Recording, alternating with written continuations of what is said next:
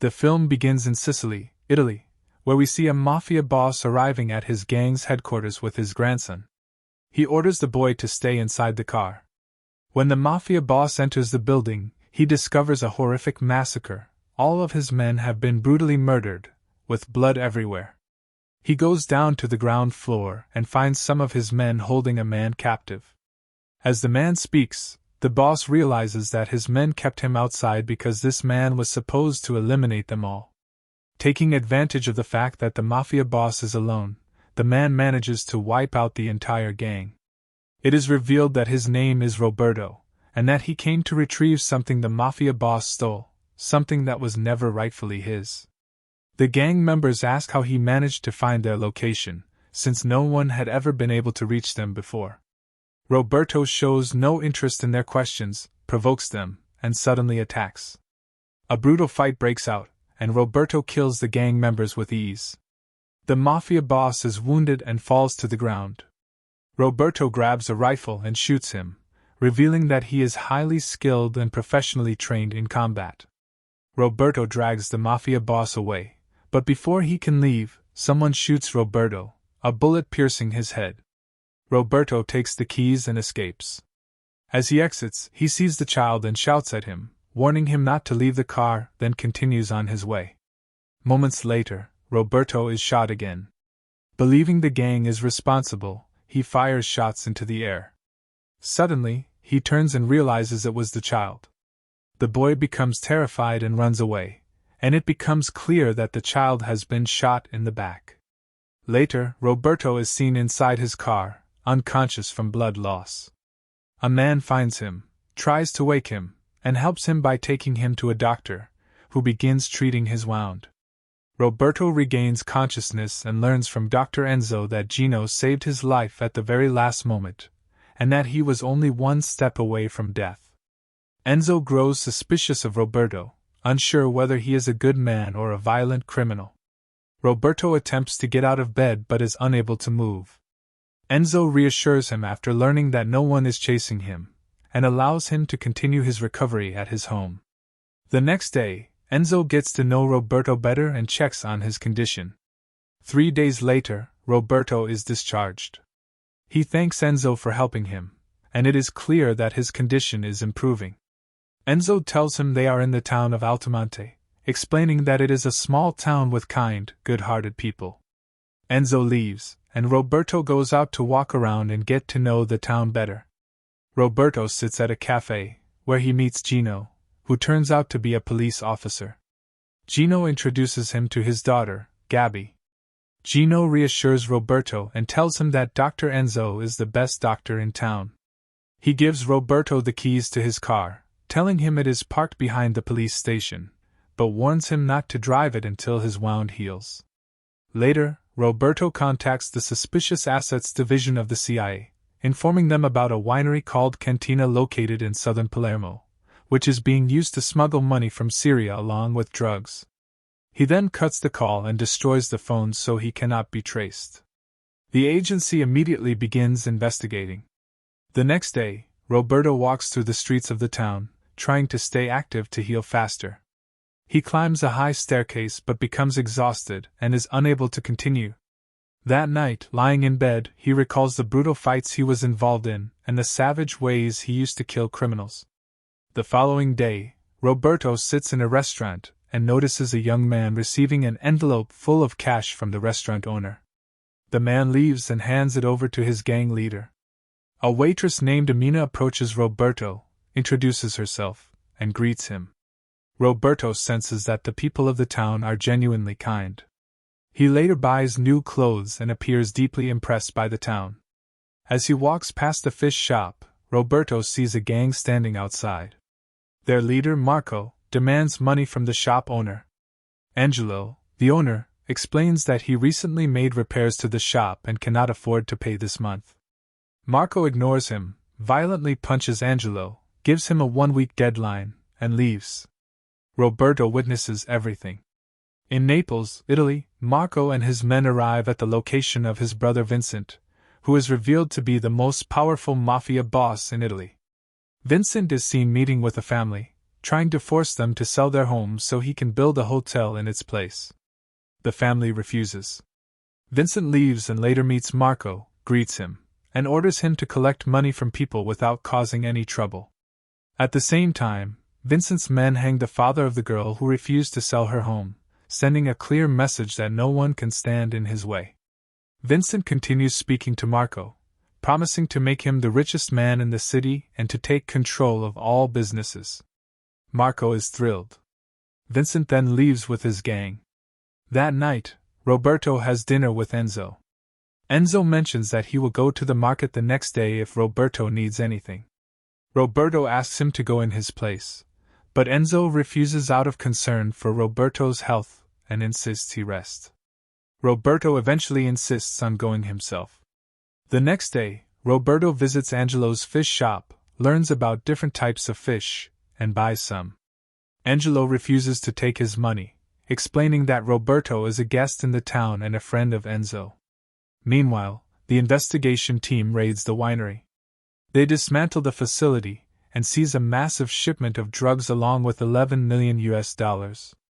Collins notices surveillance cameras and, along with Officer Frank, discovers that the footage has been erased and the fingerprints are unclear. Collins realizes that Syrians are behind the operation, using wine barrels to smuggle drugs and distribute them worldwide. Collins and Frank discuss the case and confirm that this is the fourth operation in 18 months. The smugglers used to ship 200 crates per month, but over the past 3 months, shipments increased to 500 crates per month. After that, Enzo examines Roberto's wound and reassures him. Roberto asks Enzo how he trusted him enough to take him into his home, and why he didn't call the police when he first saw him injured. Enzo explains that he sensed goodness in him from the very beginning and felt certain that he was a decent man. Meanwhile, Vincent exits the church and speaks with Marco. We learn that Vincent wants to take over the entire town of Altoante, building resorts, hotels, and nightclubs, which would make it easy to distribute his drugs there. At the same time, Roberto grabs his bag, preparing to leave town, when a fire suddenly breaks out at Angelo's shop. Roberto sees Angelo completely devastated as his store, his only source of income, burns down right in front of him. He feels deeply sorry for him. Enzo goes to comfort Angelo, and Roberto learns that Marco and his men were responsible for setting the fire. The next day, Roberto helps them clear the debris from the shop. At the same time, Gino reviews the security camera footage and sees a car pull up, masked men get out, and set the shop on fire. That evening, Roberto sits at the cafe, where Mina notices him and finds his strange coffee rituals amusing. He explains that it's a habit of his. He needs to place napkins neatly on the table to feel a sense of order. She sits next to him and asks who cooks for him back in America. He tells her that he does everything himself. She suggests they go together to try the local food of Altoante. He agrees, and they go to the beach and eat together. Over the next few days, Roberto grows even more attached to the town and its people. We see Angelo reopening his newly renovated shop. That night, Roberto sits with the townspeople watching a local performance, clearly happier than he has been in a long time. The next day, Roberto takes a walk, visibly healthier, and sits at the cafe. He notices Collins taking pictures of him. Sharp and alert, he realizes what she's doing and approaches her. She asks if he was responsible for killing the gang at the winery. Roberto denies it, claiming he's just a passerby and a retired man. Collins threatens him, saying she could arrest him right now and turn him over to the CIA. Roberto laughs, fully aware of his rights, and explains that she would need a court order to detain him. Collins is surprised when she realizes he was expecting her and knew she would eventually find him. With no evidence against him, she smiles and walks away. At the same time, Gino waits for his daughter outside her school, but he receives a call telling him that she has been kidnapped. Panicked, he asks the teacher, Marta, about Gabby, who confirms that someone took her. Gino rushes home and finds Marco and his men there. One of the gang members attacks Gino, smashing him over the head and knocking him to the ground. Marco steps in and beats him brutally, making it clear that he is the one in control of the town and that no one can stand in his way. He rains down vicious punches on Gino, then grabs Gabby and screams in her face, threatening to kill her if Gino continues to watch or interfere with their operations. After that, they leave and disappear. Later, Gino is treated at Dr. Enzo's place, where Roberto is also present. Roberto speaks with Enzo and learns that the Mafia was behind the attack. He understands that the Mafia in the area is like cancer, spreading rapidly and destroying everything. Roberto goes to the church and runs into Collins again. She mocks him for struggling to climb the stairs. Roberto talks to her and asks if she has uncovered anything new about him. She calls him the Ghost, and explains that the agencies are no longer interested in chasing him. Roberto learns that the terrorists smuggled drugs through the farms of a Sicilian man named Lorenzo Vitali, who had been under international police surveillance for 10 years. Over that decade, Vitali managed to steal money from offshore accounts, government agencies, and pension funds. Collins realizes that the entire cell must be taken down. Collins questions why Roberto contacted her instead of going straight to the police. Roberto responds that the real question is why the largest and most heavily guarded port in Sicily is being used to smuggle drugs. In the end, Collins says she'll find the answer to his question and walks away. That night, Roberto is sitting in a restaurant, and Gino and his family are there as well. Marco and his men enter. Marco mocks Gino and demands that he do him a favor, questioning the Somali fishermen about their boats.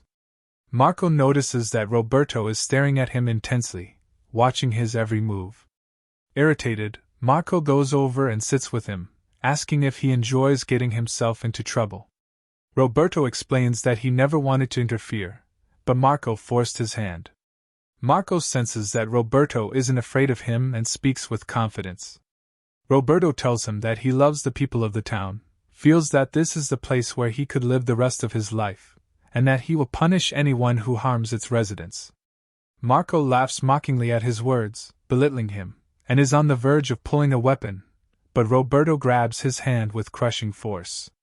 The rest of the gang rushes in to restrain Marco as he screams in pain. Roberto demands that Marco order his men out of the restaurant. Marco pulls out his gun and places it on the table, reluctantly obeying Roberto's command before leaving. Gino is left stunned by what he just witnessed. Outside, Marco meets up with his men, furious with Roberto. He tells them that Roberto must be killed and made an example of, otherwise people will start standing up to them and doing the same thing he did. At that moment, a car crashes into one of the gang members and kills him. Marco sees who was driving the car and realizes it's one of his own men. He's completely confused about what's going on. Suddenly, Roberto appears, smashes one of the gang members with a bottle, and knocks him unconscious. Marco pulls out a knife and tries to attack him, but Roberto is far stronger.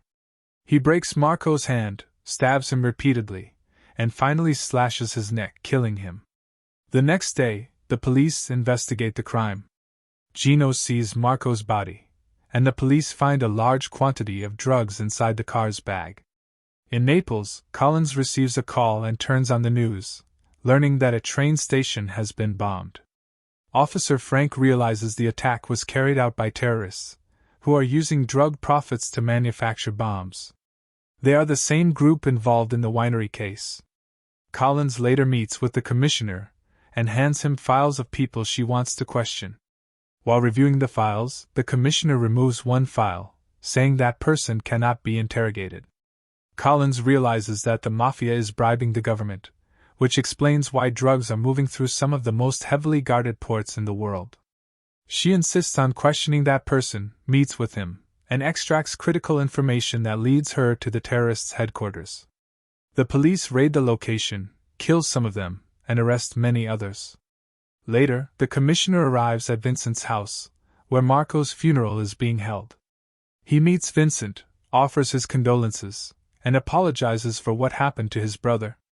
He explains that intelligence agents met with him and are searching for a terrorist cell importing drugs and selling them across Europe. Vincent asks him to take care of the problem, but the commissioner refuses and demands that Vincent stop his drug operations, saying he doesn't want to be dragged any deeper. He warns him that Officer Collins is extremely smart and will eventually uncover that the Mafia is buying drugs from terrorists and selling them locally to fund their operations. He directly blames Vincent and accuses him of being responsible for the station bombing because of his dealings with the terrorists. Vincent asks who killed his brother and becomes furious when he learns the commissioner has no answer. He explodes in rage and insults him. The commissioner reminds Vincent that he is the chief of police and must know his limits. At that moment, Vincent's men seize the commissioner. Vincent stabs him in the hand with a knife and orders him to find his brother's killer. Vincent's assistant then pulls out a knife and cuts off the commissioner's hand. Later, Gino sits with Roberto and asks him about the drugs that were found with Marco's gang. At the same time, Collins learns that Commissioner Barilla has been injured and that he possesses evidence that could help the investigation. At that exact moment, Roberto calls her and tells her that the drugs do not belong to the terrorists, but to a mafia group called Camorra. The call ends, and suddenly police vehicles explode. Collins is thrown to the ground, and a large number of officers and policemen are injured. Collins is rushed to the hospital, and her colleague Frank arrives. She realizes that the Mafia, not the terrorists, is behind everything that's happening. That night, Vincent and his men arrive in Altoante, holding Gino captive. Vincent shouts and threatens to kill Gino unless his brother's killer comes forward. He fires a shot close to Gino's ear, leaving him screaming in pain. Suddenly, Roberto appears and confronts Vincent, admitting that he is the one who killed his brother. Roberto explains that this town made him feel safe, and that Marco was stealing that sense of safety from the people. He throws down his weapon and makes it clear that Gino is innocent. Vincent points his gun at Roberto, but suddenly Enzo fires a warning shot into the air. The townspeople gather, ready to attack the gang, filming Vincent and his men. Vincent vows revenge against Roberto for his brother's death but is forced to retreat when he hears police sirens approaching. Later, Vincent meets with his men and assumes that Roberto is working for international police or Interpol. He decides that Roberto must die the next day. The following day, during a town celebration, a car alarm goes off inside Vincent's mansion. A guard goes to investigate, and Roberto ambushes and kills him. Roberto enters the mansion and begins hunting the gang members one by one. He shuts off the lights, and Vincent's men sense the danger. Roberto kills one of them easily with a pistol, then grabs a metal rod. One gang member watching the security cameras sneaks up behind Roberto and strikes him with the rod, but misses. Another tries to help, but Roberto attacks and strangles him with a rope until he dies. At that moment, Vincent wakes up as blood begins dripping from the ceiling onto him. He looks up, and suddenly the glass shatters and one of his men crashes down. Vincent panics, calling out to his men, but realizes they're all dead. He grabs a gun and calls for his assistant and the rest of his crew. Terrified, he walks through the mansion, seeing his men brutally murdered. He spirals into hysteria, firing his gun wildly throughout the house. Suddenly, Roberto attacks him and knocks him unconscious. Vincent later wakes up surrounded by the very drugs he used to sell, tied up with rope. It becomes clear that Roberto gave him a massive dose of narcotics. Vincent is terrified, crawls away, and runs from him, fleeing outside the mansion with Roberto following close behind. Vincent begs for mercy as he reaches the street, where a car hits him. He tries to get back up and escape, but he dies moments later. Roberto leaves him behind and walks away. The next day, Collins watches the news and learns that police have arrested a large number of Italian Mafia members. She's relieved when she hears that Vincent died from a drug overdose. At that moment, Roberto appears. Collins thanks him, knowing he's the reason everything changed and that he freed the town from Mafia corruption and oppression. She asks if he's going back home. Roberto tells her he has $360,000. Collins understands that the money was stolen, and Roberto explains that it belongs to a 43-year-old masonry teacher named Greg Dyer, whose pension fund was stolen 9 months earlier, costing him his life savings and his apartment. Collins realizes Roberto came to Italy to recover Greg's money. Roberto leaves her the bag of cash and walks away. Later, In Boston, Collins returns the money to Greg, explaining that it's his stolen pension fund.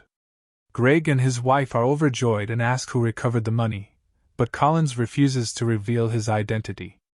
They thank her deeply. Back at her office, Frank hands Collins an envelope that just arrived, telling her the director will meet with them in half an hour to find out who solved the Italy case. Collins opens the envelope and finds a journal filled with information about the Italian Mafia. She realizes Roberto sent it and smiles. In the final scene, Roberto celebrates with the townspeople after their favorite team wins. He's happy among them. And with that, our film comes to an end. Thanks for watching. Don't forget to like the video and subscribe to the channel.